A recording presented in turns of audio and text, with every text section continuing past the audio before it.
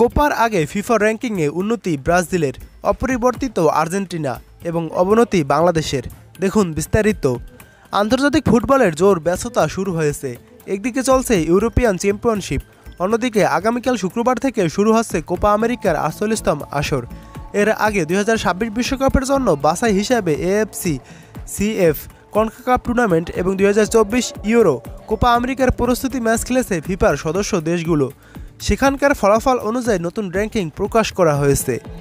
এসব প্রতিযোগিতায় ফিফাভুক্ত ১৮৭টি দেশ ব্যস্ত সূচি পার করেছে, ফলে বেশ কিছু পরিবর্তন এসেছে বিভিন্ন দেশের অবস্থানে। তবে শীর্ষে থাকা দলগুলোর অবস্থানে তেমন কোনো চমক নেই। শীর্ষ ৩ দেশ আর্জেন্টিনা, ফ্রান্স ও বেলজিয়াম যথাক্রমে তাদের অবস্থান ধরে রেখেছে। ৫ থেকে এক ধাপ এগিয়ে ৪-এ উঠে এসেছে ব্রাজিল এবং এক ধাপ পিছিয়ে ৫-এ নেমে গেছে ইংল্যান্ড। এরপর ৬ থেকে ৮ পর্যন্ত যথাক্রমে অবস্থান অপরিবর্তিত রয়েছে পর্তুগাল, নেদারল্যান্ডস ও স্পেনের। এক ধাপ এগিয়ে ৯-এ ক্রোয়েশিয়া এবং তাদের জায়গায় নেমে গেছে ইতালি ১০ নম্বরে। র্যাঙ্কিংয়ে অবনতি হয়েছে বাংলাদেশেরও। ২০২৬ বিশ্বকাপ বাছাই পর্বে এবার সব মিলিয়ে ৮টি ম্যাচ খেলেছে লাল সবুজের প্রতিনিধিরা, যেখানে মাত্র একটি ম্যাচে জয়ী জামাল ভুঁইয়ার দল ৫টিতে হার ও ২টি ম্যাচ ড্র করেছে।